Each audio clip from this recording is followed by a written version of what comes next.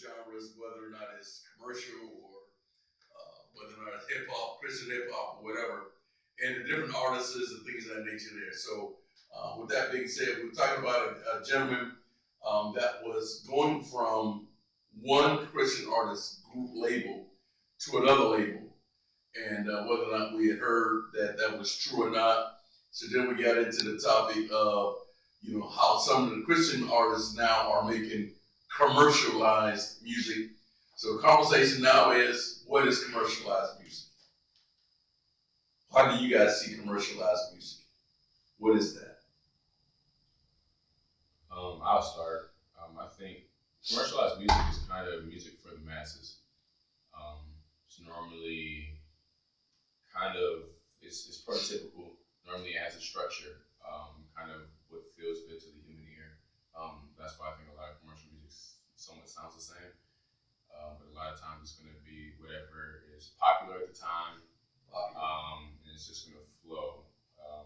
Whatever again, what's the number one hit? Majority of your songs are going to sound like that. So do you think is if a Christian artist does that, do you think it's because it's a business decision to gain the money, or is it to just try to hit all genres to draw people in? Um, I think it can be both. I think it becomes an intent on what you're trying to do. Exactly. Because it can very easily, if that's the type of music you listen to, all right, I'm gonna do this, but I'm gonna put, how I feel, what I'm living into it. But it can very easily be, well, I need to make some money, so let me try to get as many listens as I can possible. So I personally think it just depends on the artist itself. Yeah, because I was going to say, there's some genres that you have to jazz. So you have Christian jazz artists. They don't have any words typically to their music. How does that draw somebody in? You know what I'm saying?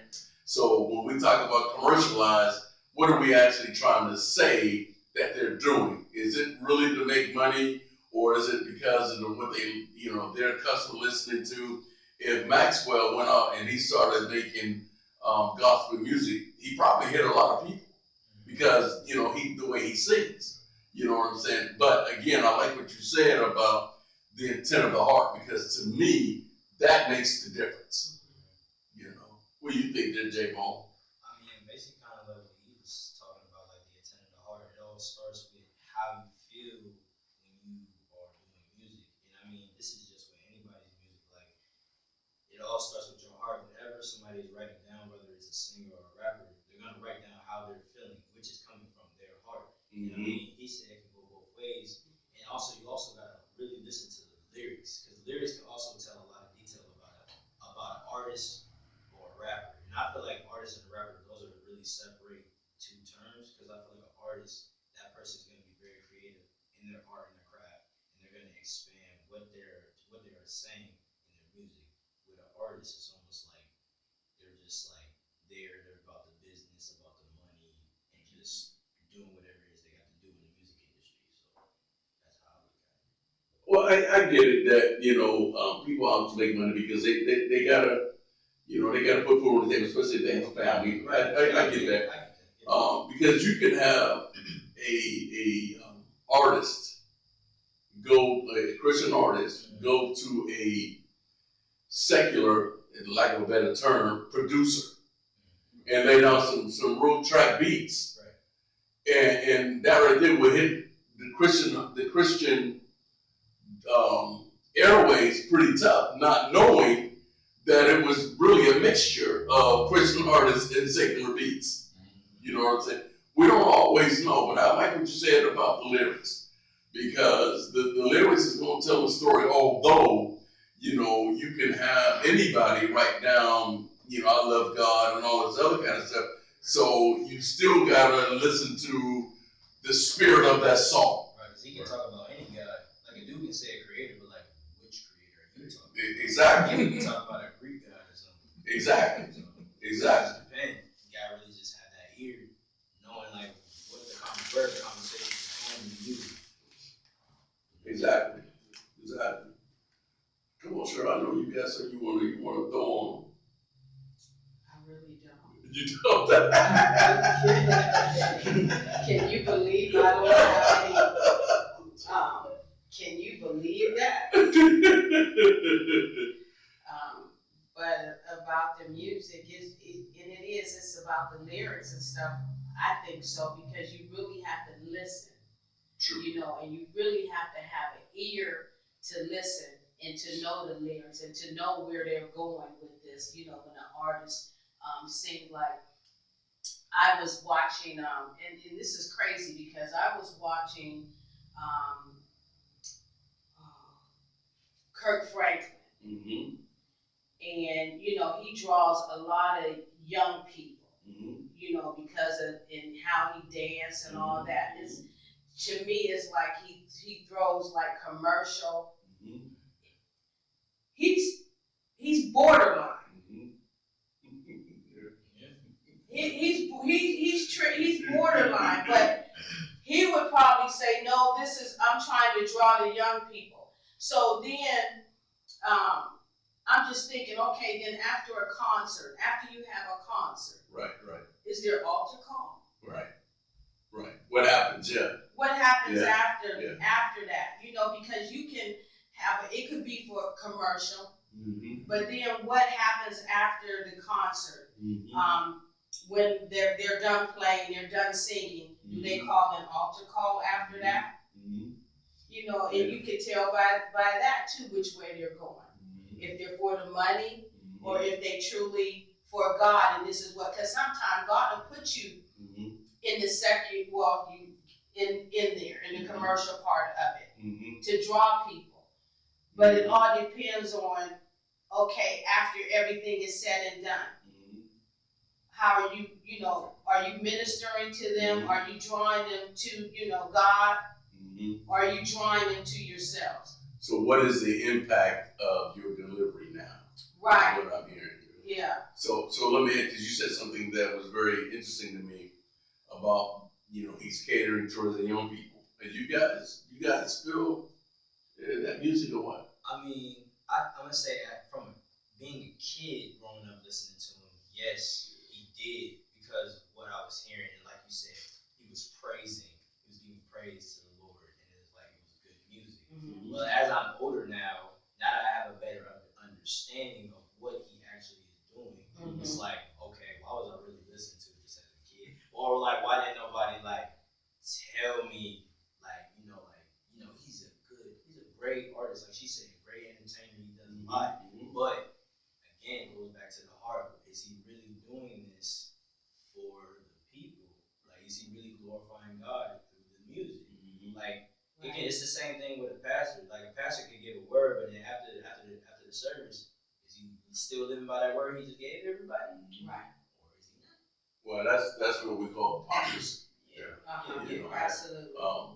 That's interesting. You know. Ooh, that can go both ways. Yeah. That's kind of interesting there. You know, what was you gonna say? Well, I feel that Kirk Franklin over the years has strayed more into commercial. I'm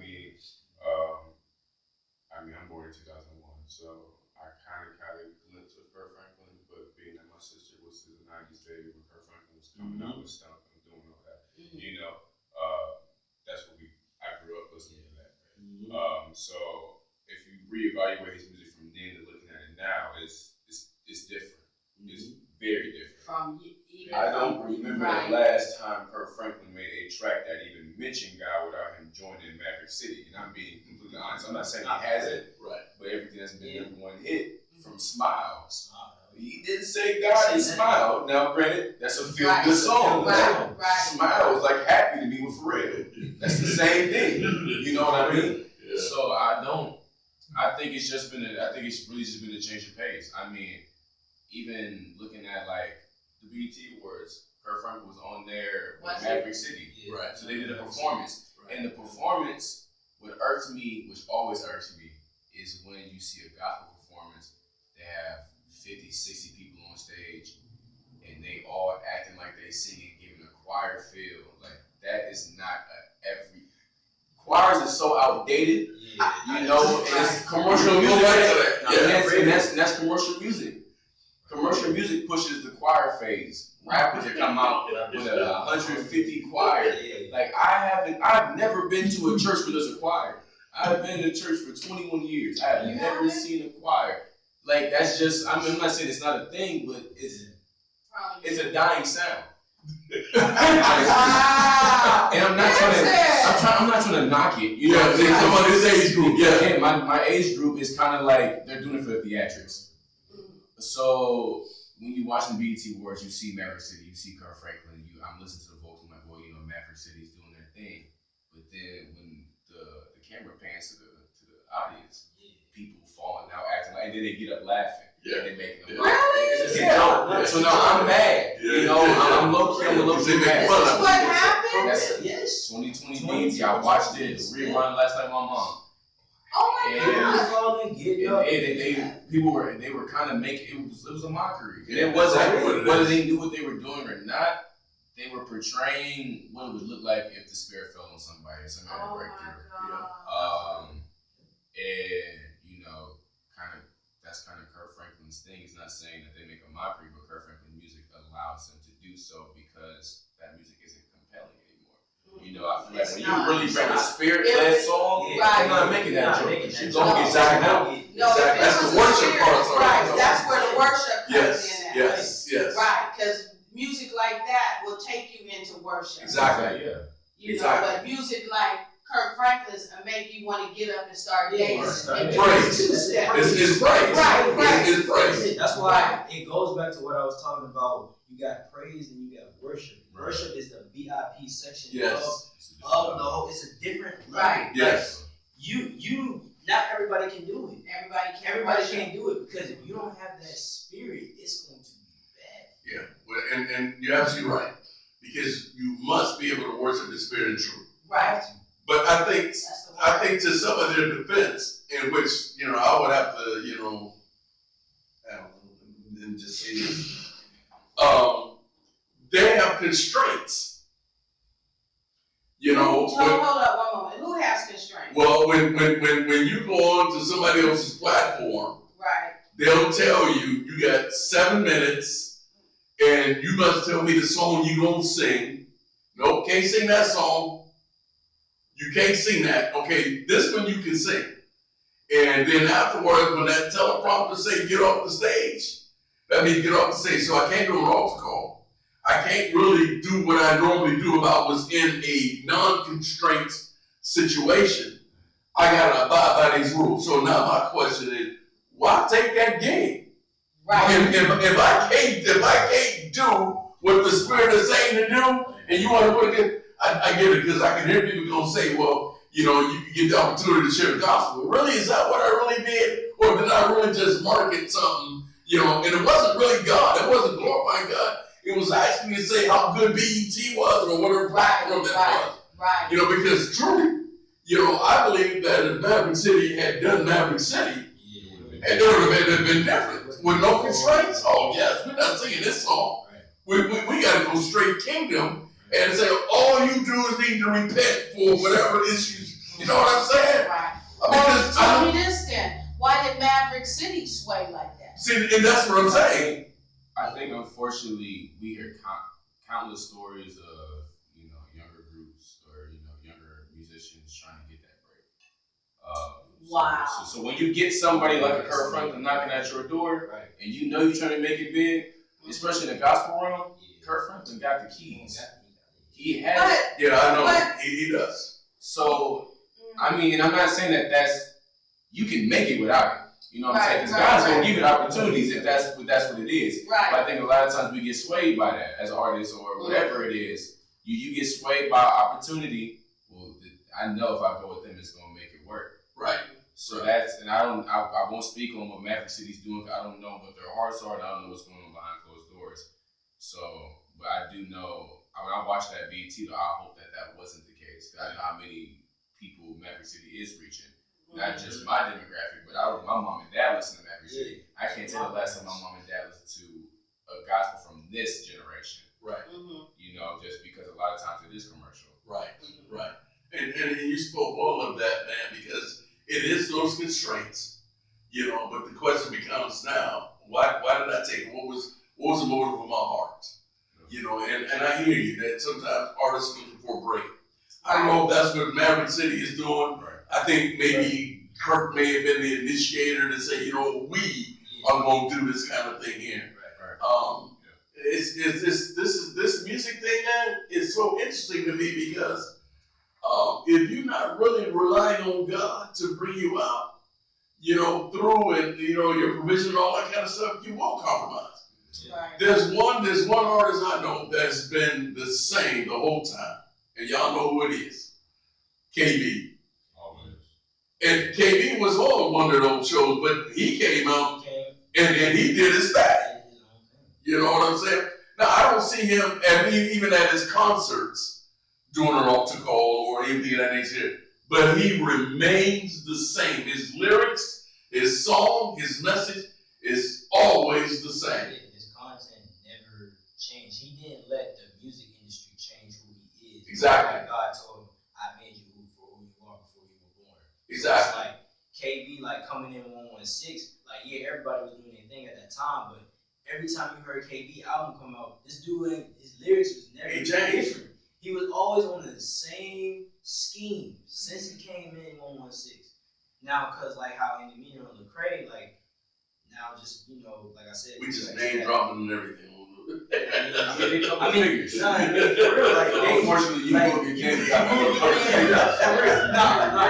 real. So that's public. Nah, for real. I'm just saying like that. It goes back to the music industry and what they can do for you. Like when Lecrae brought up that one song, "Lessons." Right. Like I said, great song, but he was with Ty Dolla $ign. So it's like music industry, like, hey, we're gonna make you do a song with Ty Dolla $ign. We're gonna see how this goes. And it just went on from there.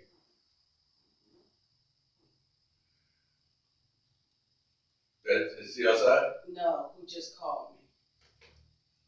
Oh, okay.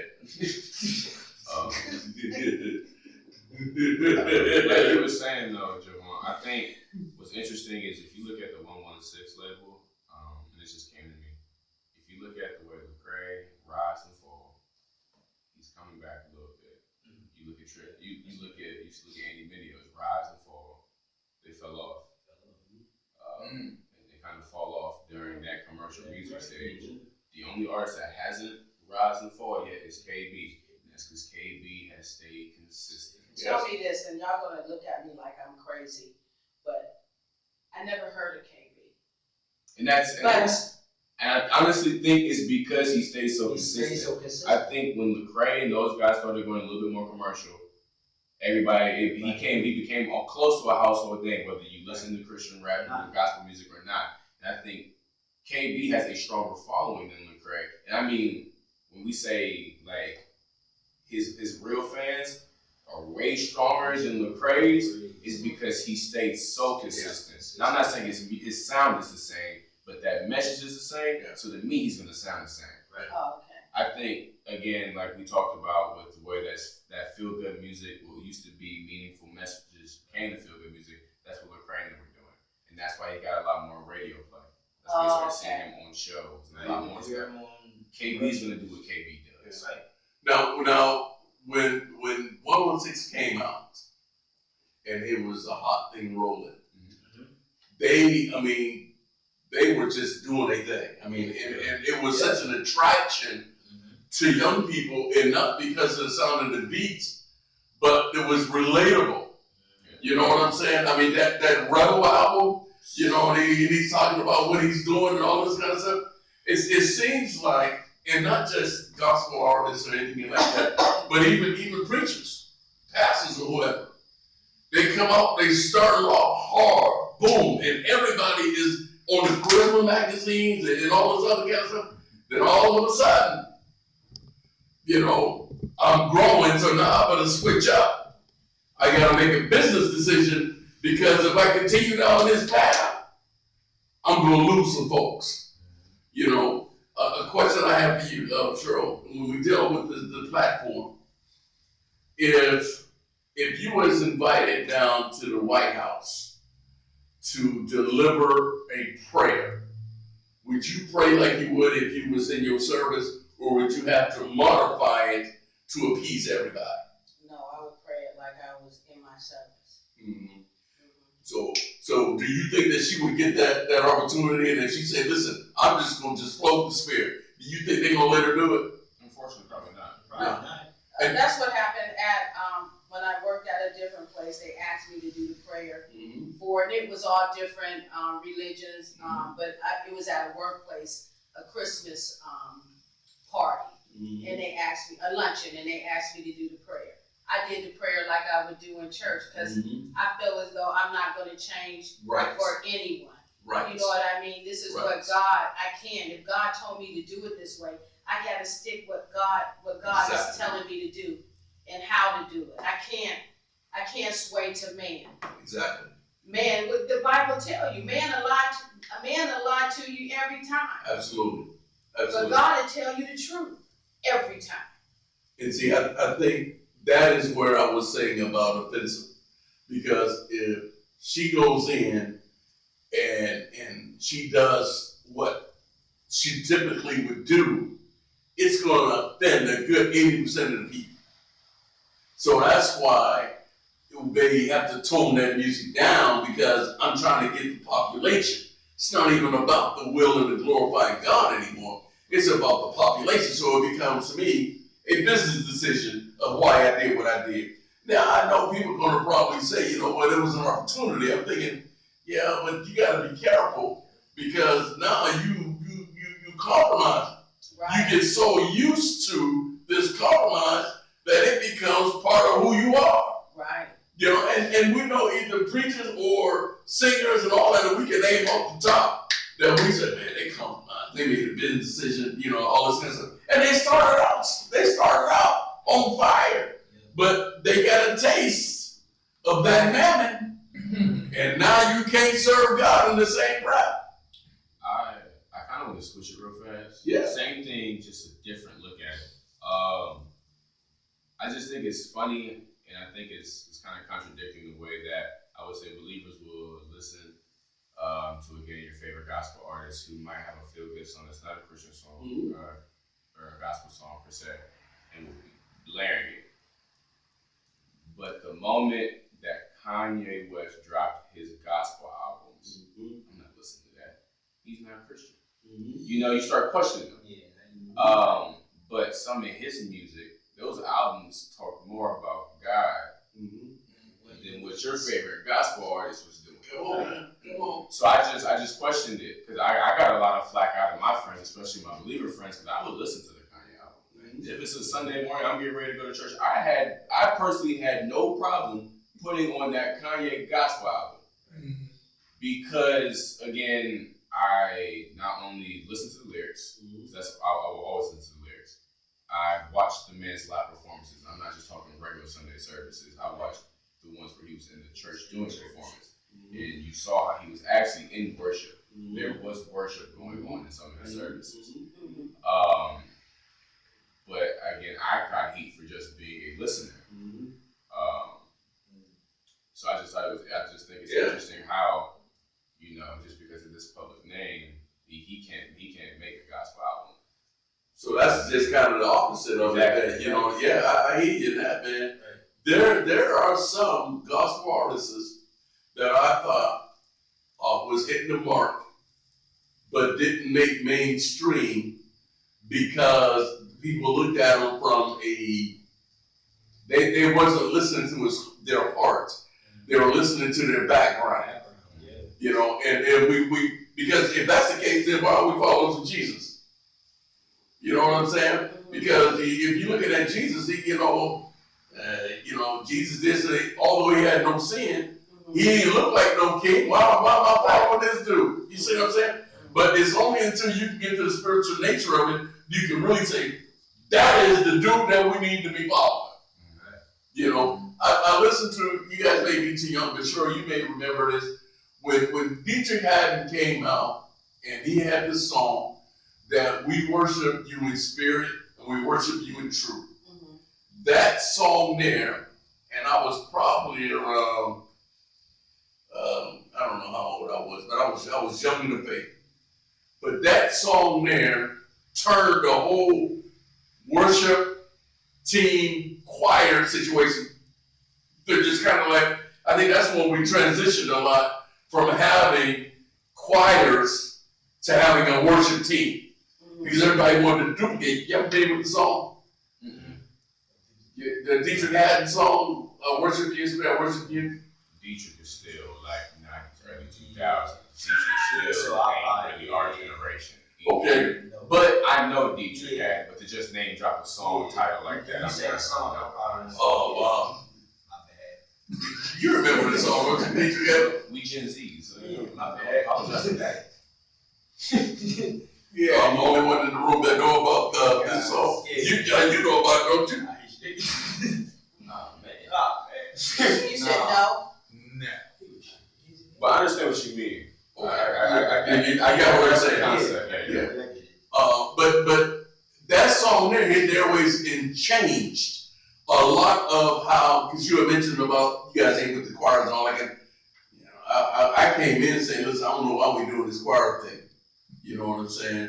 And then we transitioned into praise and worship. And the praise and worship really wasn't something that, praise and worship teams was not something that was popular amongst black churches. Am I correct in saying that? Mm-hmm. We were more like marching down the aisles, you know, with our robes and doing our little moves. Then in the white churches, they were doing praise and worship teams, you know, and that, I think that when that caught on to the black churches, it changed, and that's what Dietrich Haddon did. I'm just talking all around this thing here. The only reason why I laughed is because earlier when we talked about it, when we talked about choirs and theatrics, something came to my head and I thought about it, and I feel as if that, like, the black community, we kind of look at gospel music. I mean, granted, it's a part of our history, you know, as a people, but at the same time, I think that we've taken it out of the essence of it actually being gospel and worshiping God, and kind of just made it into a genre of music. As we kind of talked about with the BET thing, you know, they give you, you know, Kurt Franklin and Maverick City do a performance. Following that, Megan Thee Stallion. You know, like, it would be so thrown. Oh my God. It would kind of be like, there's no way you can tell me that was a worship song or in the atmosphere is filled, and then that comes. There's no possible way that happens. Because BET was probably the most raunchiest it has ever been. Yes, absolutely. Really? And you have Kurt Franklin and Maverick City performing. I'm not knocking them doing what they're doing, but at the same time, the atmosphere. The atmosphere. It wasn't affected. It was not fertile ground for them to do that. It's just so I think it's a connected thing. You know, yeah. I think we by default downplay worship music because we put it to a cultural thing rather than it being a God thing. I like that. You know, it's just like, Cheryl, if we had to go and preach outside of church, but into a banquet at work, you know, they want you to deliver, you know, the opening, you know, whatever you want to call it, or even a benediction or whatever, we would hold back. We wouldn't necessarily, you know, go all full-fledged, go into tongues, and, you know, begin to prophesy to the people and all that. We'll be a little bit more withdrawn, and some would say that's compromising. Well, it depends. You know, if I heard something and I said, "No, God, I ain't saying that," well, nah, that's a problem. You know, right? But I do know that there are just some. But sometimes sometimes you're not ready for that. Yeah, true. You know, it depends on the audience. You know what I mean? Not the audience, but it depends on the people. And sometimes the people aren't ready for that. So sometimes you can't go, you know, like full throttle. You know what I mean? Just hit them in the head. Like scare them. Yeah. Right. Yeah. Well, I mean, you know, unless God tell you to. You know what I mean? Then you know that they're ready for it. Yeah. You pull the John the Baptist and everybody. Right, you know. right. But it is interesting, man, because even in getting away from just, you know, the preaching and teaching and the performances and all that, just in our daily walk, you know, when you run across somebody, you know, and you know, you have an opportunity to provide ministry or some type of ministry service to them, do we oftentimes take it, or do we, just walk by? Because we're all in some type of public service that we have an opportunity, or do we laugh at the jokes at the water fountain, just to kind of fit in, or do we really stand out? Are we really the ones that's swimming against the grain, or are we trying to fit in with how we conduct ourselves? You know what I'm saying? So we can say this about those guys that are being paid to do that on stage and all that, but bring it close to home. I got a stage at work. People watch me just like I watch BET. Am I giving them the performance that God would say to do? Or is it, okay, I gotta be careful because I don't want to offend people? So this thing has to work not just in public eye, but more so in private eye. So I asked you guys, how was your day at work? And you guys started to tell me a little bit about what was going on. So how was work? Honestly, I would say right now, me and JB, there's somebody that we're a young guy. He's most definitely grounded in his spiritual walk. But he kind of reminds me of me personally, in a sense where he's grounded. However, he was kind of surrounded by people that's not grounded. So a couple of days ago, they would open up to him, kind of telling him my experiences. Is he older than you? He's younger. Younger. Okay. So he explaining some of my experiences. He at first was like, "Whoa, Eli, man, I thought you were like this." I kind of explained to him like, I am who I am. You know what I mean? I'm telling you this to show you an example of somebody. Right. But for right now at work, I'm really enjoying it because not only is it making me, kind of check who I am, but it's also allowing me to be able to help somebody be something to somebody that I did not have personally. So I enjoy it. Yeah, and like for me personally, we're in the same group, me and him, and like just the fact like when I even brought up like those like artists like Bizzle, God Over Money and stuff, like he heard them, and it's like I'm happy because it's like I had nobody to talk to about that besides Eli, like talking about those kind of guys at work, and it's like now that I have somebody else who I can talk to about these things, it was very fruitful to hear that, and like just him telling me like how when he come to work, he feel like he's being drifted away from God, from the Word of God, because the people that he's surrounded by.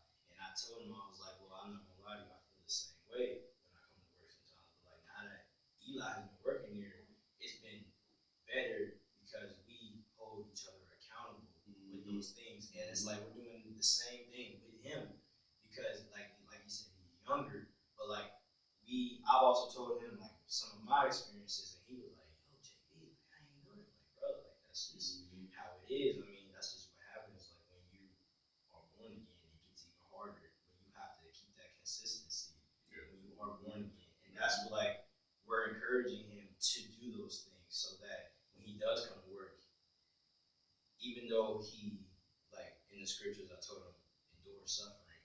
How when you endure suffering, Paul endured suffering when he was in prison. He still gave joy to the Lord, even though he was in a cell. That's how Jeffrey was feeling at camp. Like the camp is the cell, but you have to still be joking. He's not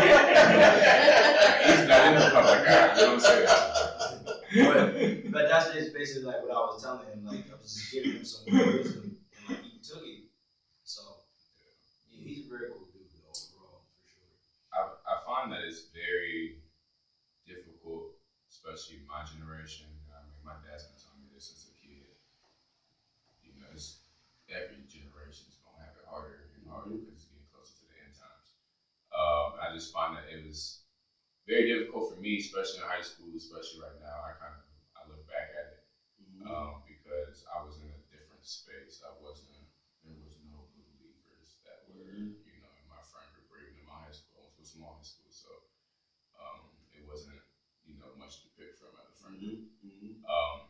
Only real friends I had, I can even say I was even grounded with, is Javon here. We only saw each other on Sundays because we lived 30 minutes away from each other, and neither of us could drive. You know what I mean? So with that being said, being able again to have somebody in your corner, kind of being able to help guide you, I think is very important. I mean, I feel like that's always been a thing, but especially nowadays because every which way you turn, whether it's social media, television, is the gates to open it. So Yeah, even at our age, you really need to have somebody that you can bounce things off of. You know, somebody you can really call a friend that won't judge you, but yet still when you know go in a different direction, you know they'll pull you back in. It makes it easier in the walk. You know, I feel for those guys that are out there that are on their own. You know, Demetrius was telling me about this guy that has a what you call it a metaverse church. Yeah. And he had how many members? 110,000. See, you know, I can only imagine how effective that really is. You know what I'm saying? And Joe, you made me want to speak to that. Is that the 110,000 members? Can you imagine the issues that he's probably facing if he's really, you know, pastoring these guys, or if it's all virtual? You know, I can just shoot out one text message and say, "Thus said the Lord," and anybody get it. You know what I'm saying? And you know, 110,000 members. yeah, yeah. Virtual. Virtual. that's crazy. That's the county.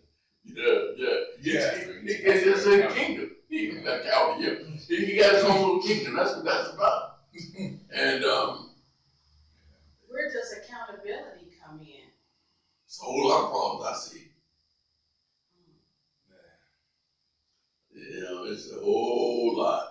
You know, I think, and I don't know this guy. I don't know how effective it is, but just looking at it from the outside, I would shake my head and say, "Man, that can't be effective." You know. Yeah, I mean, people. Well, you know, he could have a government set up that people are, you know, cell groups and all that other kind of stuff, and he's over all of it. But even being over all of it, why even have that many? Why not break it all up and you only have a cell group? You know what I'm saying? Mm-hmm.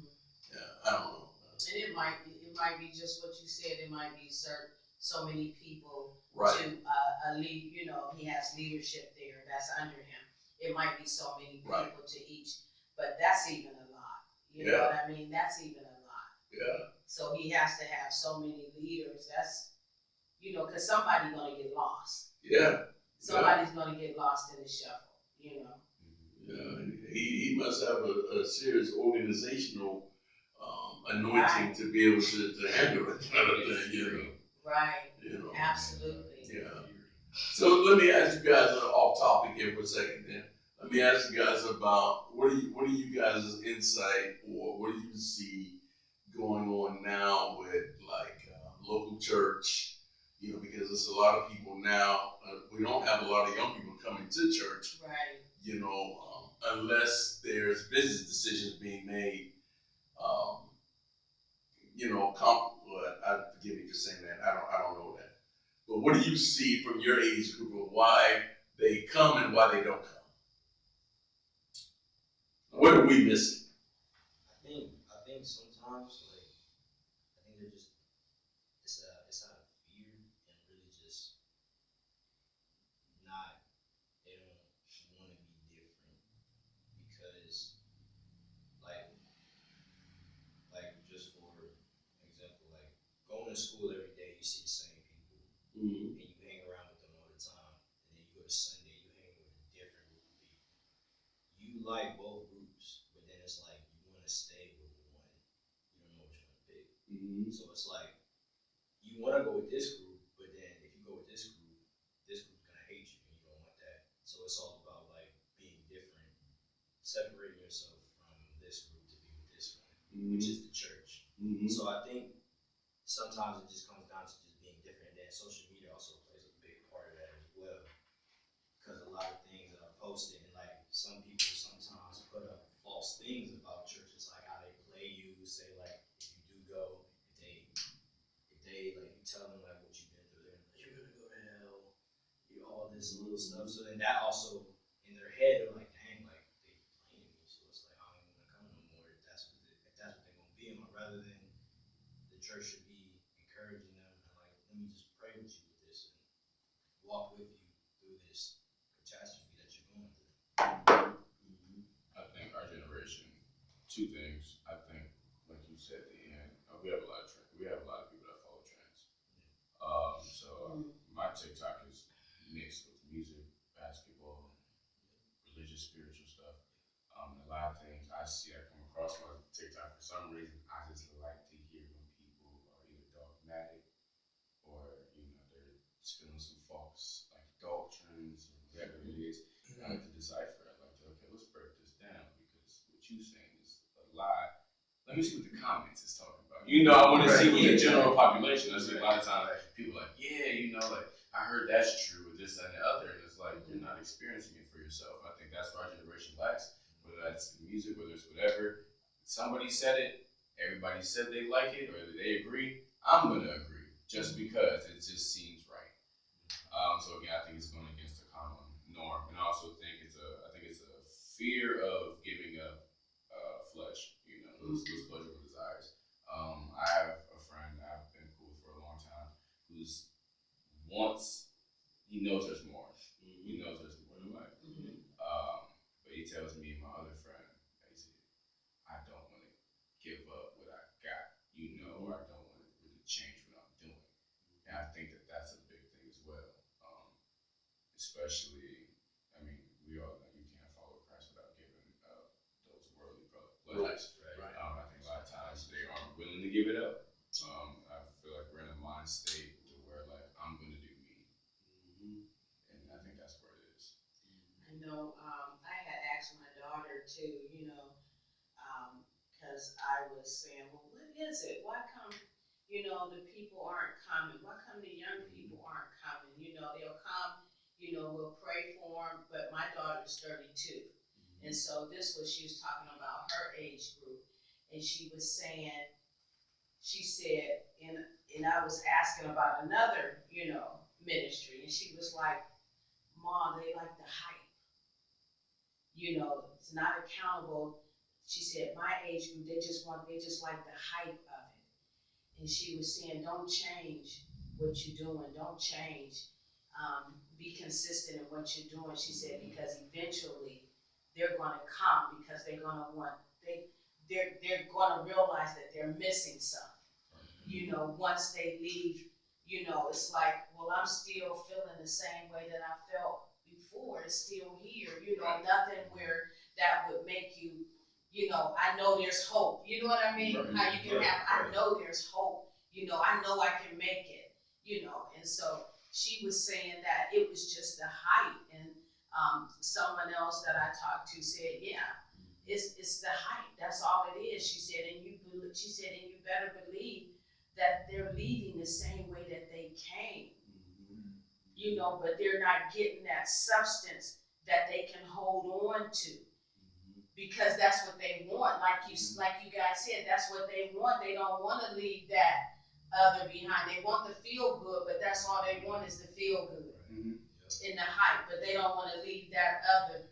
The things, that is not of God. They don't want to leave that alone right now. But they want to come and get what they, the hype and all this, yes. And I was here and that's it. I think we live in a generation where we have stuff that happens so easy for us, whether it's technology, everything is minute fast.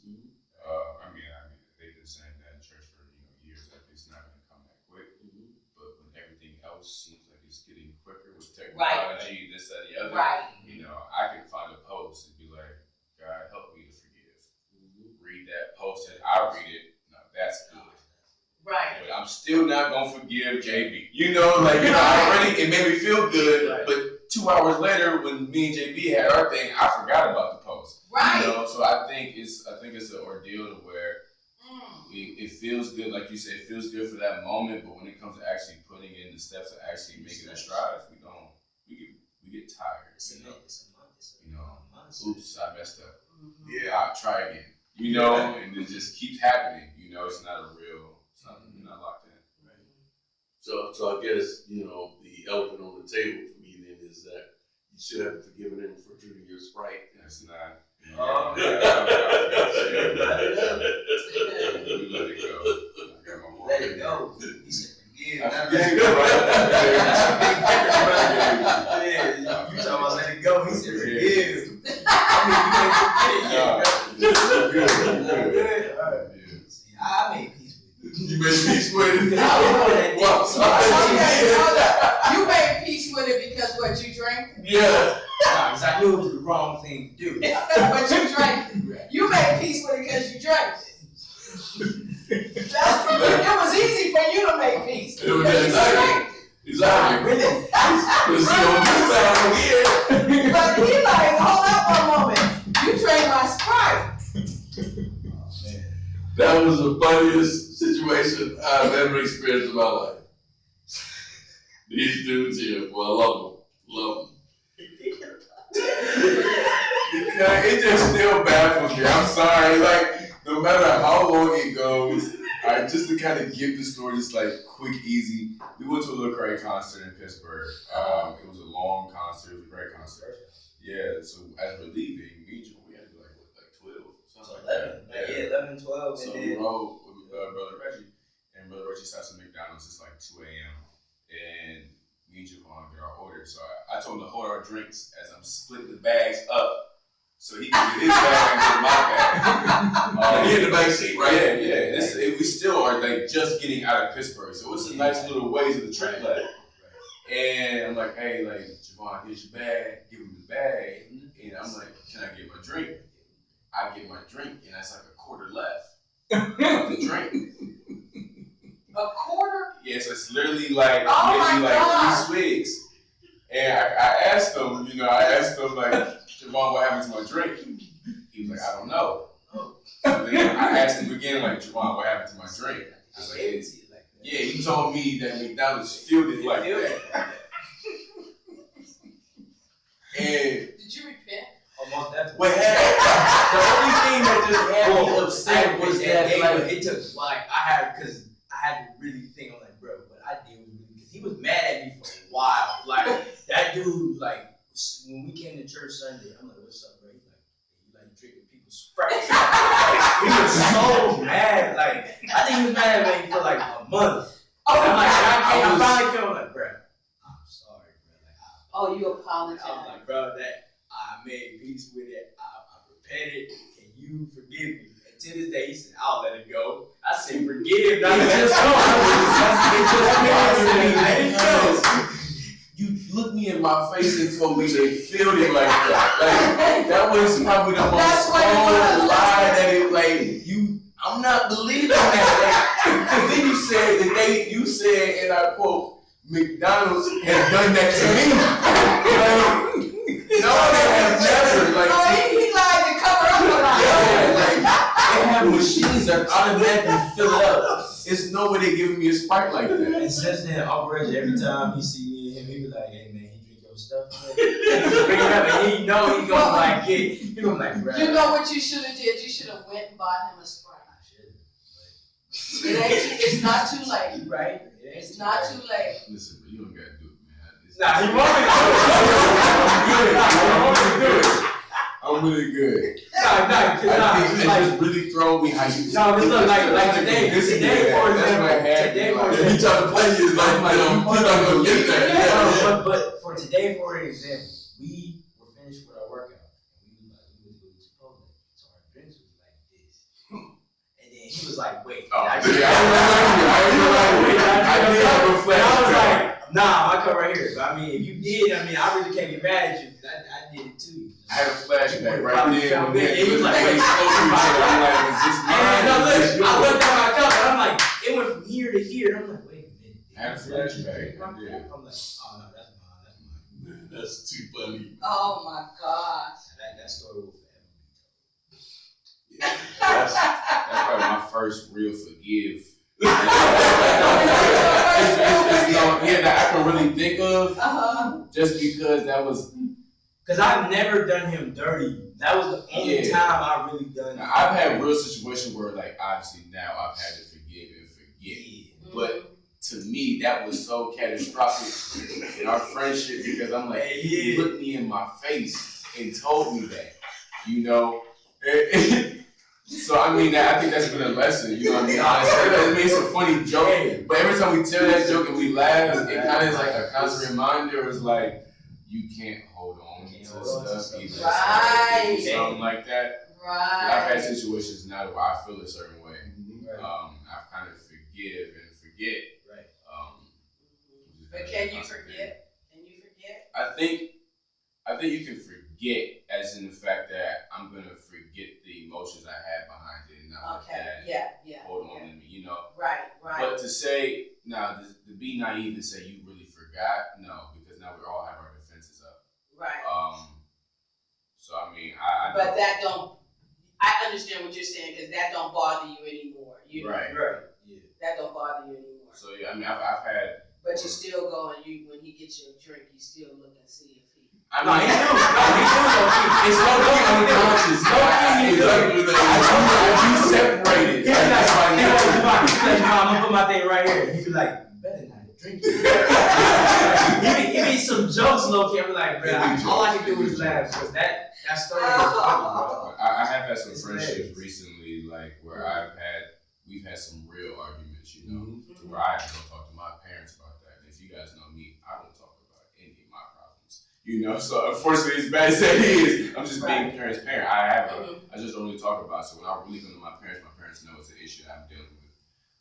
And that's good. That's good. Yeah. So when I've had run-ins with, you know, some of my closest friends, you know, I've forgiven and I've forgotten about those emotions, but I think you're doing yourself a disfavor if you allow yourself to kind of go into that same, you know, every time you see your that same emotion. experience, or you allow yourself not to kind of reevaluate the situation or relationship that you do have. So I am very thankful for that Sprite moment. I honestly think it does allow me to. Because you dealt with me and Javon doing the, you know, you use that as a way to talk about, you know, forgiveness. So I always equate anytime forgiveness, I just think about the Sprite story. You know, it's just like a little, it's like a, you know, like a child story. You know, y'all what, 11 and 12? Yeah. So we were. Yeah, it was really interesting that old night. I don't know how I made it all laugh so hard at their conversation, you know. We was arguing about it the whole trip. And you know what made it worse? I had to spend the night over his house. Like, no, because when we left, because I knew it was late, I called my mom and said, Mom, I got extra clothes with me. Can I just spend the night over at E's house? And I'll just come with y'all tomorrow, like, after church. She said, okay, that's cool. So we was all excited. They like, Cap, I they come over, be playing the game or whatever. And when that happened, this man was mad at me the whole night. We didn't play the game, we just went straight to sleep. We got in the crib, dude went straight, he threw the cushions on the ground, he said, yep, you sleep there, I'm right here. Good night. That's what I'm like, dang, this dude's mad. Like my intelligence was insulted. Pretty much, that's the way McDonald's does it. But listen, though, let me ask you guys on a more serious note, though. This is something that we talk about, myself and Pastor Cheryl. You know, we're not going to change the message of the cross or the scriptures to draw folks in. Right. But in the same breath, we also know, too, that our because of maybe our age group or maybe because of our delivery sometimes, is not attracting the younger generation, you know, because we do. We talk about it. We love to see the younger, me in particular, I love to see that young crowd in there because I'm down with, you know, some of the music aspects of it. But it just doesn't seem as though that our approach is what is really bringing them in, you know. So what advice would you give? Maybe not just to us, but for any ministry. I mean, what you guys are doing with the whole mosh pit thing, me and JB, we brought two of our coworkers, right, to the last mosh pit. You know, me Me and JB was just talking about it. JB was like, "You going to the mosh pit?" I'm like, "Yeah." And then they were intrigued. What's the mosh pit? We explained it to them. We didn't tell them you should go ahead and come. We just told them what we was doing. They're intrigued. Now they come. Talking to them, they really enjoyed it. This, that, and the other. They want to know about the next one. Right. So I think you guys are doing the right steps. Even with, I think even with the way social media is, for example, with my dad, he does the Facebook Lives every morning. And my dad's doing the same message he was doing when he was in brick and mortar. I think I honestly think it's up to the young people like me and JB who have grown up in that and is comfortable in that. It's our job to make it relatable to them, not you guys. Because I watch the Facebook Lives in my living room, my apartment, and I'm the only believer in my apartment at school. I watch stuff on YouTube all the time. And I do it purposely in my living room, so that cooking in my room, blocking myself. I do it in the living room. I've had my roommate who was originally didn't care about what you was talking about with God because he had some, he personally had some run-ins. Unfortunately, he wanted to be baptized as a child, and they told him no because his godmother was gay. That had nothing to do with him. So with him, it was a turnoff. You know what I mean? Right. So with that being said, I'm watching, this stuff. He's intrigued, just because he's always had that. I know there's more than what we're doing. So he sits down. He's watching. Wow. He asks questions. I pause it. I'm just doing what I would normally do as my daily practice. So I think it's more so up to us, more than up to you all, because you all have your hands with, again, making sure the older generation is still being able to do what they do. It's up to us who are believers at a young age to do it as well. So I think. Well, that's appreciative to hear that, man. It really is. Yeah. It really is. Thank you. Because we're like two peas in the same pot. We're not going to change the message for the general population. This is what God said. This is what we got to do. But in the same breath, we know too, it's not attractive. We took some flack though over. Speaking of the mosh pit, we took some flack over it, and we're not going to change it because a few, had issues. It is what it is. Maybe this is not for you, but it's for the violent, because that's really what it's for those folks that have been ostracized, that have worship in them, that they've been told no. Right. And we're saying yes. We worship in spirit and truth. I'm a stickler on making sure that we don't violate scripture, inside something. I mean, you can't imagine some of the comments, and we're talking about some of the comments that we hear back. And it's generally from our age group that's having a problem. It's just like when we was coming up, they didn't allow drums in the church, or they didn't allow certain instruments in the church. I'm saying, see, this is the same thing now. You know what I'm saying? I said, this ain't for you. We gonna do this. Right. So the mosh pit's not even what it even seemed like. You know what I mean? I didn't know what to expect off coming into the first one. Coming into it, it was really just any other worship service. Just wasn't down to 3 songs, 4 songs. Right. And that's all it was. I mean, it felt good to me. I went home and told my dad, asked how it was. I was like, it felt like higher praise, and we had the worship team. And my dad, when they would go for hours, and my dad would be like, ain't no need for a word. We just going home. That's honestly what it felt like to me. It was just, it was freedom in it. Because that's what we were going at. Yeah, I felt, and even to say, I feel like it's just all, it just felt like, well, we're going to come in here, we all are just focused in on God, whether, you kind of looking for a different answer. Because I've honestly, my dad's been pushing me a little differently, not recently, obviously, because I'm older. But, if I go to a service, this and another, he asks me questions like, what do you expect to hear from God? And that's been, I used to say, I don't know. And my dad's like, well, you're not going into this service the right way. You need to be expecting something. Yeah.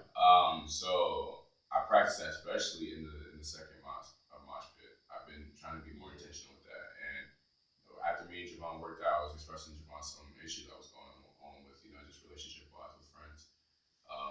prayed about it. Went to the mosh pit. Mhm. Everything just seemed cool. Just playing my instruments. And then as the conversation went on, I asked Mr. JB, just to pray with me about, my next school year situation. So last year, been feeling a certain way about it. I was able to get some peace over it to the point to where I'm, building up to it. Things are panning out.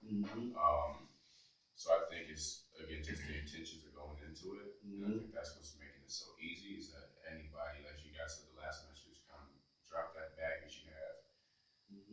I dropped mine, and I know mine is not like yours. Right. I felt Right. good leaving. Right. So I think that's that freedom. It wasn't a certain message that had to be delivered. Right. Because we understand, the scripture tells us that where the Spirit of God is, there's liberty. We say that in kind of a coin type deal, but to experience it is all the world. The difference is like, I get it now. I don't have to carry this stuff that, I've been, stuff that either I put on myself or I allow people to put on me. But God didn't say for me to carry it. So here's an opportunity. Let me just bust loose and be free in this thing. Right. I know in the first one, Shirley, you was saying how free you were inside of that. And, for somebody in your capacity to come out and say, I'm free, that spoke volumes to me. You know what I'm saying? And I'm saying that because you're leading a group of people and you demonstrated the fact that, you know what, I'm free and y'all need to be free also. Right. Absolutely. And that's what it was about, To me, when I felt liberty and I felt free, and I was telling them that, but it's up to y'all. If y'all, it's like if y'all don't want to get it, that's on y'all, but I'm going to walk in my freedom and I'm going to stay because for so long, it was like I'm walking this straight and narrow, I can't, I'm looking but now it's like, I'm going to do what God says. True. I don't care who likes it. I don't care who doesn't like it. But if God said it, that's the way I'm going because I'm going to follow him. Yeah. That's where I'm at now. I can't be worried about the faces or who's saying what. I can't. Yeah. That's not where I'm at. That's because for so long for a while, I was like that. I really was. But then it hit me. Oh, no, that's not what I want you. I didn't call you to be that. I called you to be higher than that. Don't worry about the naysayers or who said what. Don't worry about that. Because you're going to have them anyway. Yeah. You're going to have them. Always. Always. When you're doing good, you're going to have them when you're doing bad. Right. There's always going to be somebody out there like that. Right. But just stick to what I called you to do. So that's how I just felt free. Something just broke. Something broke.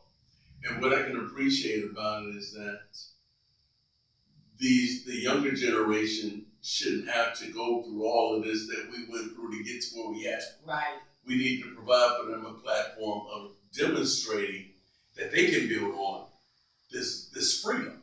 Right. They shouldn't come into bondage. But the thing about it is they shouldn't come into bondage because we need to be transparent. Exactly. The key of it is transparency. And we need to, be transparent when we talk to them. Be real. Be yourself. Absolutely. You know what I mean? Don't be one way and then you go home and you another way, or they think that you don't go through things. Yeah, everybody go through stuff. I go through stuff. But and I let them know if I'm going through something, I know you're going through something. Right. And I let them know. It's transparent. Somebody told me, oh, you're too transparent. Oh, well. Yeah. That's what God told me. When I stepped into that,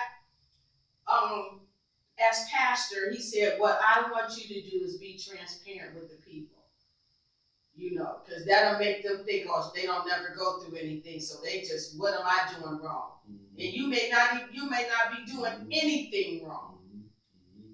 What you may be doing everything right, and the enemy is fighting you. So one of the key is being transparent. Yeah. Transparency. I believe in that wholeheartedly. I do, because I'm the type of person, even when I wasn't saved, don't be fake and phony with me. Right. You know what I mean? Don't be talking. Don't be talking out the side of your neck. You know, say what you mean and mean what you say. Yeah, I think too, especially with dealing with young people, is that they can see right through that fake phony type deal. You know, when you're able to laugh and cry with them and share your experience, and you know, and not to say that I'm super holier. Right. You know what I'm saying? They can relate, and they'll be a little bit more open to share with you how they feel. Right. You know. Absolutely. I think that there's that generation disconnect is causing a large problem. You know, when I'm telling them to do something and they're not out demonstrating it myself, yeah, they probably not gonna really flow with you on that. But when they can see and relate to you, because these guys know I have open house and we'll play tackle football in my basement. You know what I'm saying? I may not be able to walk for a couple of days, but you know, I want them to know that I'm willing to get down and dirty with you. You know what I'm saying? And I can vibe with them. I'm getting a little older. I can't vibe as much with them no more. You know, they think they're smarter than me now, but I got it. You know, but being able to understand them, right, their pain, you know, and all that other kind of stuff, I get it. You know, right. But I also know too, they know I'm not going to compromise this thing, brother. That's wrong. You should not have ever done that. You owe this brother. You know, this kind of thing. Right. You owe this brother. You know. Nah, I feel like what Mom Reggie is saying is like very true. Like, I mean, he was the type of person like with us, especially like every time he seen us, he always had a question. And he even told us, he's like, I'm gonna ask you a question next Sunday, and then when you give me an answer, I'm gonna ask you again why. Yeah. You give me that answer. Always. And it was always the why. No, but like, he didn't care. It was like he really didn't care about what question he was gonna give you. Whatever answer you gave him, he always was going to be like, why? Absolutely. That's it. Yeah, and he'd be like, there's a reason for everything. So like, gotta have something. I don't know. Why did you think? Why did you say? Right. But that's the one thing I liked about him was like he was just very open and like he was honest with us and he was very real, like what you were saying. And like that's the same thing like with my mom. My mom like she don't hold nothing back. Like she gonna confront you straight up. Like what's going on? Tell me what's happening. Like she ain't afraid to do none of that. And that's what I love about my mom. It's like she's just a very strong woman just in that field of just encouraging somebody, whether like you telling them you're doing wrong, she's gonna tell you what you should do right.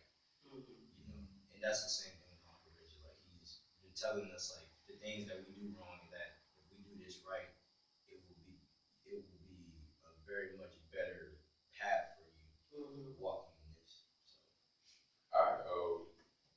I'm somebody I can see straight through, and that's why like I get offended when you squash my intelligence. You know, like just like that, like because that's like that. It's just stuff like that. You know, I always have been somebody. You can tell me I'm gonna see what are you really saying? What are you doing? Especially if you're trying to give me some truth, or what I'm doing is completely wrong. What are you doing? Or what you're saying has holes in it. You know, so I think the transparency is probably the biggest thing. I'm honestly probably more prone to listen to somebody who's opened up to me, and I think that's just human nature, because it makes you more relatable. But I find that that's a lot easier for me to even communicate, especially when I'm talking to somebody about Christ. Because I've never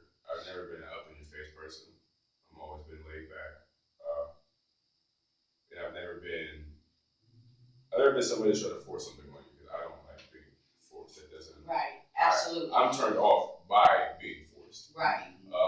So with that being said, especially when it comes to like sharing the gospel, especially with our age demographic, I normally just do me.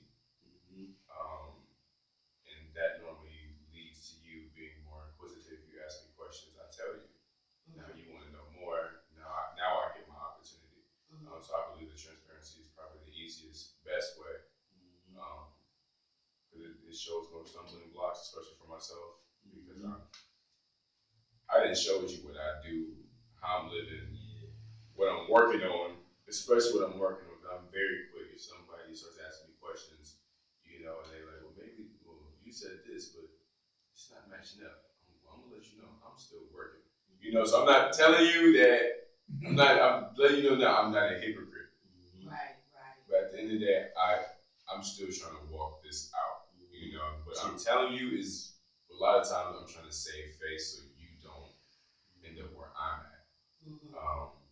So I think that transparency is probably the biggest thing. What don't y'all like? That list is long. I wouldn't even say it's long. I've just been so close to it. Like I know what it is to where I can walk in a room and feel it. Like I can just this ain't it. Yeah, you can sense it in the atmosphere. One thing that really does close me off, especially when you talk about whether it's churches or Bible study groups, is when I walk in, I feel it's cliquish. Oh yeah, I can't stand that. I can't. I've walked in different groups to where I feel. Now, granted, I'm not gonna know anybody. I just walked into a new church. I'm not gonna know anybody. But to feel like you looking at me, I'm not gonna feel uncomfortable, but I just know I'm not gonna put the effort in to earn your trust.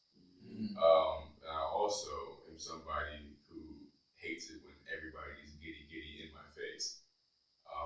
Where it's like, well, we want to know more about you. You don't care to know. You just trying to get the membership.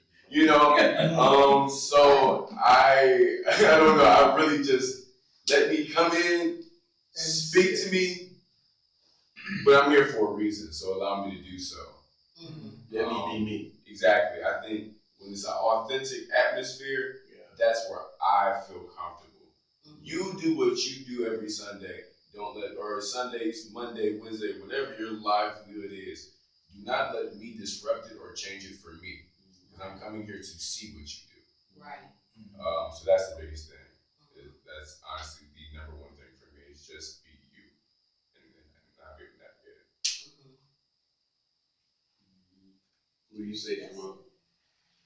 Like when you mean like don't like, you mean like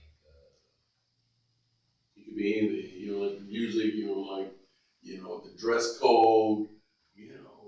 Whatever.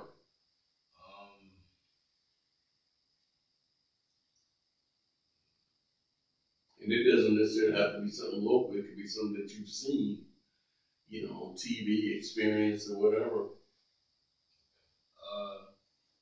honestly, one thing I really can't stand is when somebody says they're this, but they're really not like that person. Like they're gonna front in front of this person just because how they are, but then when they're behind the curtains, they're a whole different person. Yeah. So you're talking about the Wizard of Oz, dude. Huh? Look, no, but I mean, I don't know. I mean, I don't really know. I think that kind of lines up with Authenticity, yeah. That word was giving me trouble. But yeah, I think that kind of lines up. I think also with us being friends, it kind of matches up. Me and Javon, it'd be a dude that'd talk to us in a friend group, trying to join us. And he'll walk away and me and Javon look at each other like, that was not me. We can sit there, we can laugh like, nah, that man was put on the facade. Cause it's like I want you to just be comfortable being yourself. Like honestly, just cause the way I act, you gotta act just like me. Right. Like we are all different. You feel me? But like that's what makes it good about everybody being different. So it's like if you coming in the group trying to talk to us, and you see how we act towards each other, and you think that's gonna work with all three of us, it's not gonna work. I mean, I'm not really gonna like you, bro. If just gonna try to act like me and him. I mean, I even look at the church we grew up in, like being here. Oh yeah. I mean, when my dad wasn't pastoring, you know, you had a Sunday. You and my dad are not the same in style. You know, if you weren't there, my dad would literally go 3 weeks. He would not be at church. He would call a random member, "Hey, I want you to go ahead and deliver the word this week. This person is the worst public speaker." You know, but again, it not only got us comfortable with being able to receive a word of God from somebody else instead of being used to one person, it also allowed us to again be able to build a relationship and being able to accept, you know, we don't have the same background, or you know, but I can accept this because it's you. You know, I think there's that same thing with praise and worship. Like when Brother Bobby wasn't there, Brother Mark he would play. And I think everybody can speak for itself. It wasn't the same. Even Brother Mark, it was totally different feel. But again, we were all at the same common goal. So you being you, I'm just gonna follow. Cool, I'm comfortable with this because you're comfortable. Yeah. You know, so I think that honestly think that helped a lot with me being able to see the authenticity of people. It's just being that I came from a church home where, yeah, my dad was the pastor, but anybody could talk to you about it. You know, you walk into the service, your grandma now you talking to somebody else. You know that came from the streets. Not like we'll get the associate pastor to talk to this new member. Right. You know, this is somebody that was just helping serving the food. Right. You know, you know, it's everybody's on the even playing field. We all play for the same team. So I think that allowed me to be a little more open. See, that to me, that speaks of maturity to be able to hear on those different levels, because some people won't. Yeah. You know, it used to be, and Shorty, I know you can attest to that, that when the senior pastor wasn't there on vacation, then the members wouldn't show up. Right. You know, but maturity says, just as you were saying, I'm not necessarily here for the vessel. I'm here to hear from God, and that voice can come from any one of us. And the mature ear will hear. You know, but those that are a little bit more immature will say, "Well, Pastor, in here, I ain't coming to service." You know, I mean, it's to me, it's foolishness, but that's kind of how things were going. You know, so as we come to a close, we'll start with E. You know, if you have any parting words for your age group or for anybody, what would it be? And then Javon, you go after him, okay? I would just say, think for yourself. I mean, obviously, it's kind of point blank, straight to the point. But I think a lot of times, as we've kind of been talking about it, a lot of times we allow others to make decisions for us, rather than kind of taking the time out to kind of sit and think about it for yourself and decide what's the best game plan for you. So that's probably just the number one thing is be authentic with yourself so that you can be authentic in front of others. Good. I would say is that just don't fall into peer pressure of just like trying to be who you are not, because I think a lot of times people do that, and when they come to realize like that's not who they are, they tend to fall into they getting very emotional, and their mind starts to like really be broke down, and honestly just stay in the word as much as you can, be very consistent with it, because that's one thing I wish I would have did. Like I'm doing that now a lot more, but as a kid, it was like I wanted to be a part of it, but like I was afraid to change because of how I am at school, because of how everybody else looks at me. But it's like when I came to church, people see me for who I really am. But it's when I left, it was like I'm back to who I am now, and it's like I can't go back. You can't do both sides. You got to make a sacrifice for something. You know, so I just encourage y'all to just do that and just, you know, just don't fall under peer pressure and just be who you are. Stay true. Good. Sure, anything? No, sir. That's my friend over there. That's my bestest friend. They said it perfectly. They said it perfectly. Yeah. We appreciate you guys showing up tonight, last minute, sharing your heart and everything. Love you guys so very dearly, you know. We've been through a lot together. And to see you guys growing up, yeah, I've witnessed a lot. Then to see you guys come to this place in your walk is very encouraging, you know. It speaks greatly of the stock that you come from, your parents, you know, and how they ingrained in you the authenticity, you know, being able to walk this thing out, you know, and not judging people, but, you know, loving God, because that's really what it's all about now, you know, not falling into the trap of the entanglements of the world, but living this thing out. And as you were saying earlier, E, about, you know, you're still working this out. This is the same thing with all of us. Right. You know, unfortunately in leadership, you're not afforded, per se, the luxury of making a mistake without it becoming all plastered upon social media, news, and all that other kind of stuff. But we have some of the same type issues. You know, the credit card company gonna call me just as quick as they call you. You know what I'm saying? You know, so you know, we go through those things. But I thank God that He's given us privacy in our struggle. That's key for me. Is that there's things that we go through that He didn't put on Facebook or TikTok or, you know, whatever platform it is. He deals with us in privacy. He didn't let anybody see your struggles. So I'm thankful to Him for that. And, you know, I know that we all have them, but God is a merciful God and a loving God. And I'm hoping that you guys keep your testimony. Allow God to just continue to work inside of you. Be a light to that generation. Don't compromise. So with that being said, I want to thank you guys for listening in on our conversation tonight. Hopefully the words of our mouth and message of our heart was acceptable in your eyes and also in God's eyes. So we just want to wish you guys very well. Thank you so very much for listening in. Peace out.